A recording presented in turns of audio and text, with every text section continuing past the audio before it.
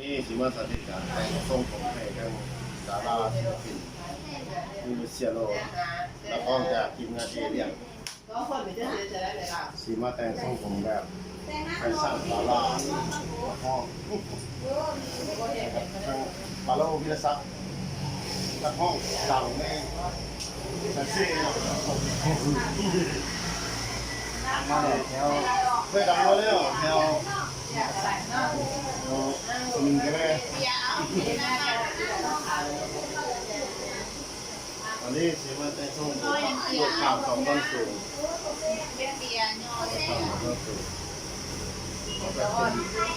สุดไปเลยเราก็น่าจะเป็นเลยต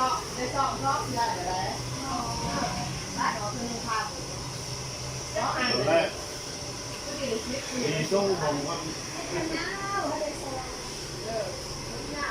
แล้ว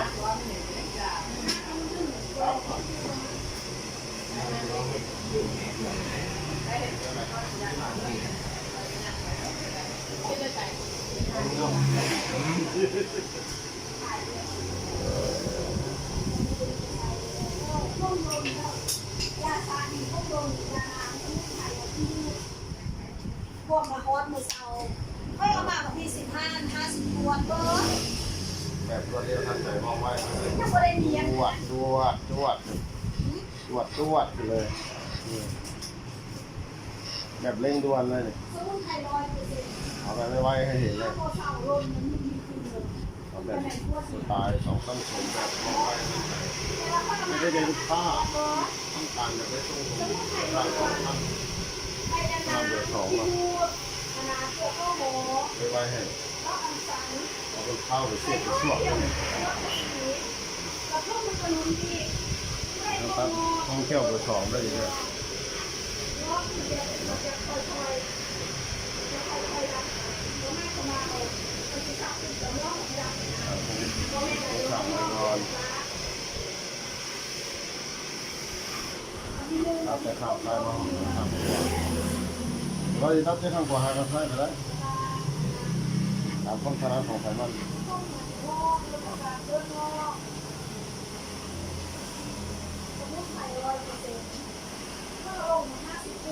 เวลาด่วนต้องได้เร่งด่วนนำได้ด่วนนำไม่ต้องลูกค้ามีคนนี้โอกาสมาเป็นพรีเซนเตอร์ให้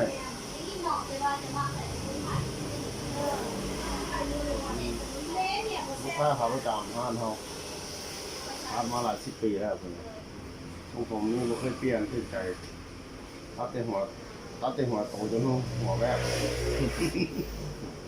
ตอนนี้หัวจะแวบมันจะน้อยเนาะเอาแต่ข้างนี้โยมเกือบเท่าน้ำกันเข้าค่ากันแล้วคน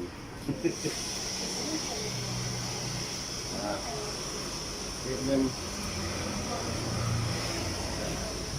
ตรงละเอียดนิดนึงเพราะเราใช้เบอร์ห้องเที่ยวรู้สึกว่าละเอียดนะ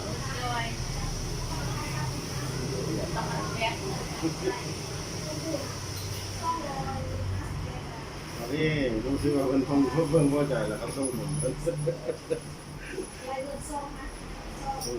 แบบสไตล์ศิลปินห้องเมื่อคืนนี่คือที่ดาราอย่ามองด้วยพี่น้องด้วยสายยาคนดาราอย่ามองตามโมซุก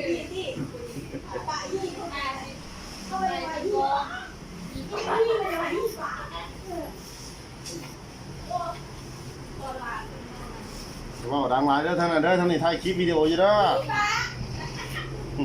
ไลฟ์สดอยู่ได้เด้อ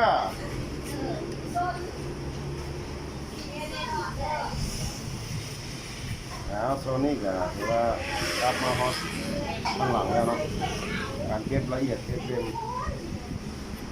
ทำไปแล้วตัดแบบห้องไว้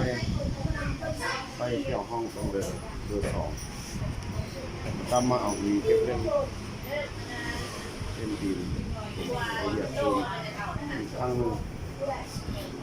ช่วงนี้ตัดง่ายเนาะตัดง่ายเข้าใจง่าย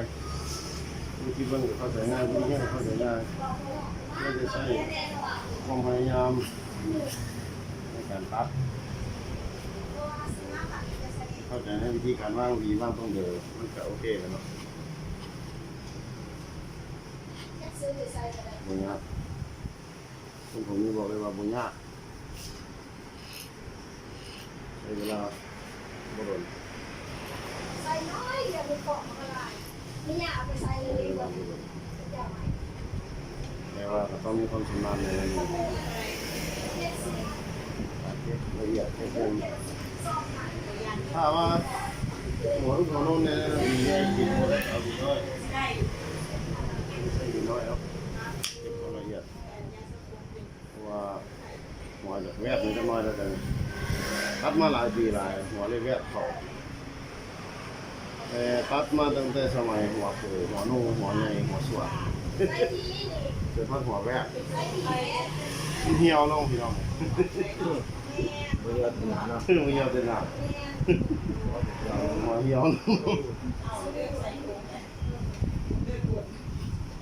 ทำงาน นี่ก็เป็นการสาธิตที่วิดีโอแต่งทรงผมเปิดข้างสองสั้นให้ทั้งดาราอย่ามองโลวิทยาศักดิ์นักห้องดังในใจจำปาสักประจำมีสายเซทีมงานของเอเรียนเนาะ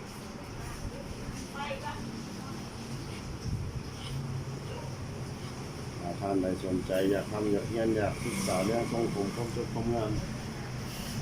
มาหาเขาได้ที่ฮันตะกุลยิบดาวว่าเบอร์ตักซีนครตักซีที่นี่ตำหับเนาะทุกวัน ผมมีวันปิดยังเว้นวันผลิตไปเที่ยวเมื่อใดผู้อยู่มันมื้อนั้นแหละปิด เมื่อใดผู้ปิดมันมื้อนั้นอยู่มาหาเห็นรอดราคาบ่แพงหัวหนึงก็ต้องหัวหนึง หัวหนึงต้องหัวหนึงก็ต้องคนหนึงราคาก็20,000กีตัดให้แถให้ขอบแถเข้าให้หัวนวดแถเข้าให้บ่ได้ลกแต่คนขี้แห่ให้หมอยบ่เอาแล้วบ่รับผิดชอบบ่ได้ห้ามเฮ็ดบ่ได้ห้ามบริการมันนวดแถให้เป็นคิ้วตัดให้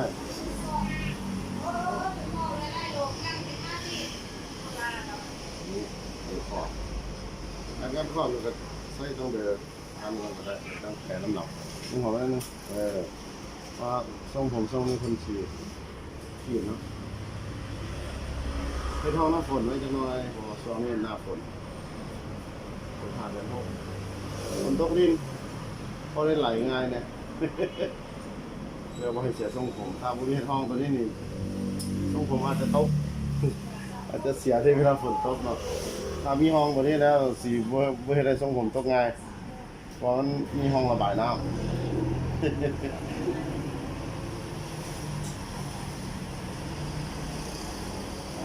ใครสิจบแล้ว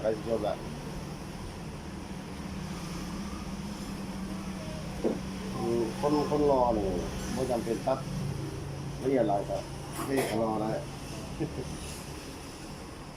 คนกีฬาเนี่ยค่อนข้างจะเน้นนักเลยเน้นลงความละเอียดทรงผมเนาะ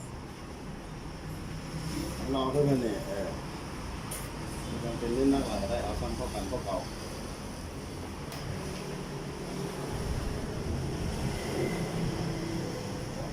เรื่องนี้ถึงกับลูกค้ามาว่าสัญญาปาไปเลยบอกแล้วว่าจะตัดออกปาไปตัดออกแล้วว่าจะเอาไว้มาเนาะเอาชิ้นไปก่อนยาวที่ดีงามนี่ที่มาเป็นการตัดผมเปิดข้างสองสั้นโดยที่แบบว่าไม่ได้ตัดปลายผมแล้วต้องให้งอกเอาไว้สภาพเป็นเดิมเพราะว่ายังพอดีอยู่ไม่ยากเกินไปเนาะอย่าสู้กับโมดไล่เลยเอาคนงานกับใครแน่คนที่ละแต่ว่าหลายจะได้กับแกงเพื่อนเสียปากนี่แหละรอแล้วนี่การฟอก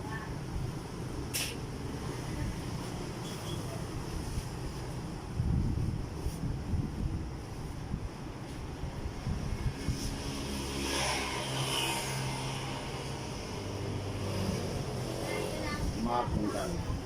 มาถึงขั้นตอนการกันขอบแผลคนขี้ข้าง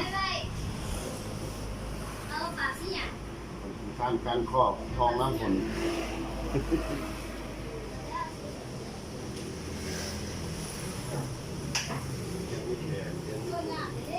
ไปคน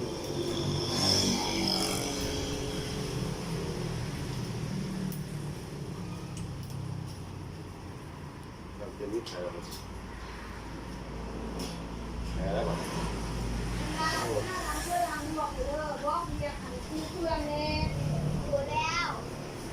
ล้างแล้วถ้วย ตัดผมในล้างถ้วยน้ำล้างนอนมาล้างถ้วยแล้วอ่ะแต่ถ่ายคลิปในล้างถ้วยไปน้ำวันนี้ขั้นตอนการต้นขั้นตอนเนาะของงามตัดผมงามต้องการของงามพร้อมเนาะอันดับซ้ายไปหาขวาอันดับบนหาซ้ายก็ได้ตามความถนัดของใครมันหลายคนก็สิมีการโฆษณาหรือว่าอธิบายดีกว่านี้เนาะแต่สำหรับเขาแล้วมันจะเสียอธิบายหลายดอกจะได้เพื่อให้เมนเข้าใจเองเนาะการวางมือแผ่เบิ่งตามนี่แหละเบิ่งตามให้เข้าใจเองเนาะไม่ยากไม่จำเป็นอธิบายอะไรก็ได้วิธีการใช้มือวางมือแผ่ก็ตามจังหวะนี่แหละมันขอบขีดขอบให้มันซื้อดูดีพอเบิ่งนะถ้าเขาตัดงามแล้วการขอบก็ได้เฮ็ดให้เสียห้องห้อยก็เฮ็ดให้เสียทรงผมตัวนั้นทรงผมก็อาจจะบ่ดูดีเรื่องงามแต่บ่ละเอียดแต่ถ้าเขากันขอบกันอย่างไรแต่เขาเนี่ยมันก็สู้ว่ามันโดดเด่นขึ้นกว่าเก่านี่เอาแขนตอนนี้เสียหน้าสิอันนี้ถึงที่ตอนเฮ็ดห้องน้ำฝนบาดห้องน้ำฝนนี่ก็บ่จำเป็นสิเฮ็ดใหญ่ลาก็ได้ดอกเพราะว่าฝนช่วงนี้ก็คือสิบ่แห้งปานใดถ้ามันฝนตกแห้งแน่ก็ยังว่ามาเพิ่มห้องเติมก็ได้ตอนนี้ฝนก็บ่ทันตกเฮ็ดเพื่อไว้ซื่อกันห้อง เฮ็ดห้องน้ำฝนป้าไว้บ่ถ้าว่ามื้อแรงมาเด้อมาเพิ่นสิอาจจะฝนตกฝนน้อยฝนนิดบ่ได้หลายเพราะบ่ให้เสียทรงผมเพราะว่าดาราเพิ่นผู้นี้นี่เวลานอนก็ทรงผมบ่ตกเด้ใส่เยี่ยวไว้เลยอยู่เด้ใส่แว็กเลยอยู่เด้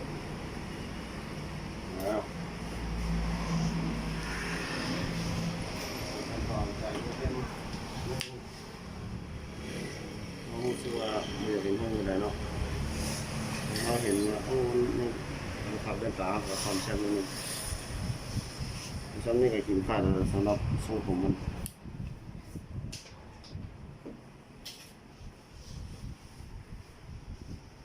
ตอนนี้ถือว่าจบ ดีดีดี ซีบ่ดีก็เนาะโอ้เป็นอย่างนี้ สุดท้ายนี่สุดท้าย สุดท้าย ตกออกมาเลยสี สุดท้ายนี่ก็ชีดน้ำใส่ตะกรีให้ได้ทรงแล้วทรงผมมันสิอยู่ในประมาณนี้เนาะนี่นี่ก็ต้องขอบใจน้ำดาราอย่ามองที่เป็นพรีเซนเตอร์ให้เด้อก็อย่าลืมพบกันในคลิปต่อไปเนาะมีให้ชมอยู่ตลอดอย่าลืมชมกันแล้วกันขอบใจที่ติดตาม